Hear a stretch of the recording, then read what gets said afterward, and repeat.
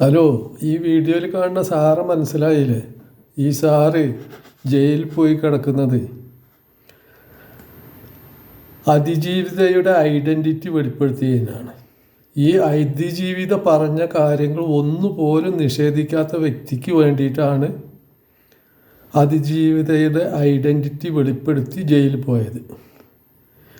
ഇയാൾ ഇപ്പോൾ കാണിക്കുന്നത് കണ്ടാൽ നമുക്ക് തോന്നും കേരളത്തിലെ പാവപ്പെട്ട ജനങ്ങൾക്ക് വേണ്ടി ത്യാഗം ചെയ്ത് 2 ദിവസം ഭക്ഷണവും വെള്ളവും കുടിക്കാതെ ജയിലിൽ സത്യാഗ്രഹം കിടക്കുകയാണ് എന്ന്. കേരളത്തിലെ ആണുങ്ങൾക്ക് വേണ്ടി സംസാരിച്ച വ്യക്തിയാണ് എന്നാണ് പറയുന്നത്. ഇയാൾ സംസാരിക്കുന്നതിന് മുന്നേ കേരളത്തിൽ ആണുങ്ങളൊന്നും ഉണ്ടായിട്ടില്ല, ആണുങ്ങൾക്കൊന്നും പീഡനം സംഭവിച്ചിട്ടില്ല. ഇങ്ങോട്ട് വന്നതിന് ശേഷമാണ് ഇപ്പോൾ പീഡനങ്ങളൊക്കെ തെളിയിച്ചുകൊണ്ടിരിക്കുന്നത്. ഈ വ്യക്തിനെ ഒന്ന് മനസ്സിലാക്കി വെച്ചോളി, എല്ലാവർക്കും ആവശ്യപ്പെടും.